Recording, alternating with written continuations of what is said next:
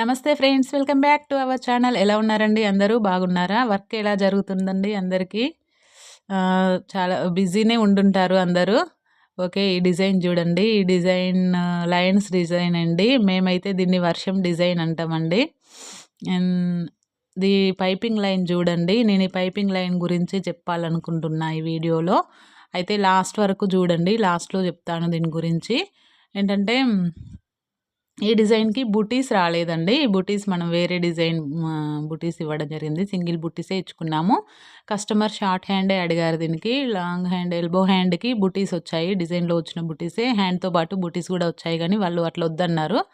So, అందుకోసమని short hand ఇవ్వడం జరిగిందనమాట. అండ్ ఈ డిజైన్ చూడండి. Leaf design. ఇది నేను లాస్ట్ వీడియోలో నా కోసం ఒక డిజైన్ వేసుకున్నా అని చెప్పేసి చెప్పిన గదా! ఆ వీడియోలో చెప్పాను కదా! కస్టమరు డిజైన్ సెలెక్ట్ చేసుకోలేదు. అందుకోసమని ఈలోపు నేను ఒక డిజైన్ వేసుకుందాంలే టైం ఉంది గదా! అని చెప్పేసి నేను డిజైన్ పెట్టుకున్నా అని చెప్పిన గదా! అది ఈ కస్టమరే అండి. నేను డిజైన్ పెట్టినా నా డిజైన్ అవుతుంటే వాళ్ళు ఫోన్ చేసి ఈ డిజైన్ వేయమని చెప్పారు. ఈ లీఫ్ డిజైను. చెప్పిన గదండీ అందరికీ నచ్చుతుంది ఈ లీఫ్ డిజైన్ అయితే. ఏ కలర్ కాంబినేషన్‌లో అయినా అద్దిరిపోతుంది ఈ డిజైను. అండ్ యాజ్ యూజువల్‌గా దీనికి గూడా లవంగం బూటీస్ ఇచ్చాననమాట.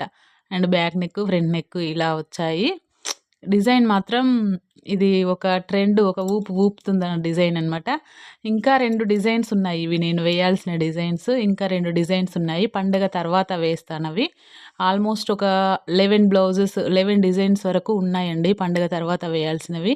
అంటే పండగ ముందు కూడా వేసి ఇవ్వచ్చు కానీ వేరే వర్క్ ఉంది. అంటే బ్లౌజెస్ స్టిచ్చింగ్ గూడా మన దగ్గర ఉంది గదా! అవైలబుల్‌గా.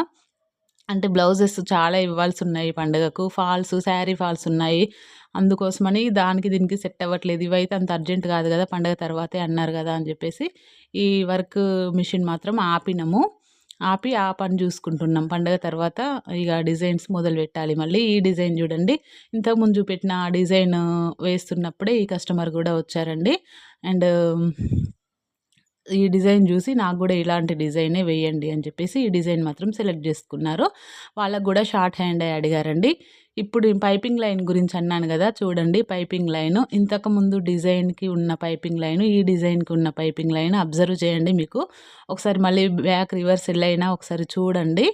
మీకు తేడా కనిపిస్తుంది. ఆ తేడా ఏంటంటే డిజైన్ వేస్తున్నప్పుడు మనకు పైపింగ్ లైన్ వేస్తుంటే ఒక్క లైనే సింగిల్ లైన్ వచ్చిందనుకోండి, అది ఈ లైన్స్ ఉన్నాయి గదా! నేను రామా గ్రీన్‌తో వేసిన డిజైన్ లైన్స్ ఉన్నాయి గదా! ఇగో చూడండి ఈ హ్యాండ్ జూస్తే మీకు అర్థమవుతుంది. అయితే ఆ లైన్స్ కనిపిస్తున్నాయన్నమాట. పల్చగా వచ్చింది పైపింగ్ లైన్ గోల్డ్ జరీతో. చూడండి. ఆ లైన్స్ చూడండి.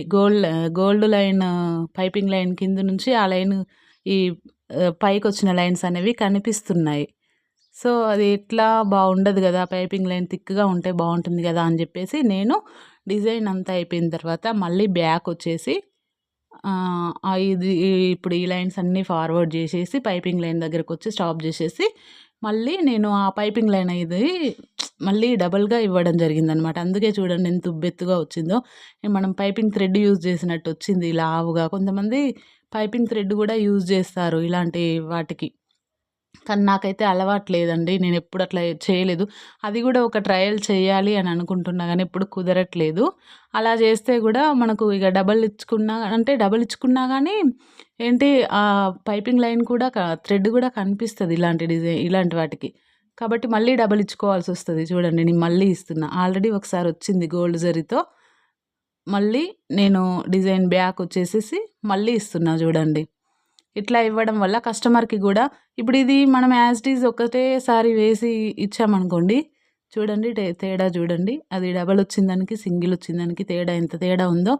అట్లనే ఉంటే కస్టమర్‌కి గూడా చూడడానికి లుక్ బావుండదండి. ఎందుకంటే ఇప్పుడు ఇంత పల్చగా రాకపోనేమో గానీ హ్యాండ్ లూజ్‌కి సెట్ జేస్తే ఇది సెట్ అవ్వట్లేదు. 100లో పెట్టాల్సొచ్చింది డిజైన్‌ని.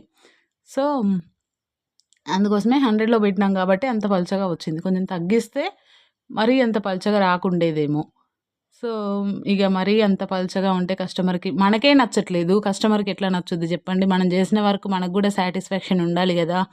వర్క్ సాటిస్ఫాక్షన్ అనేది ఉంటేనే మనకు మైండ్ ఫ్రెష్‌గా ఉంటది నాకైతే.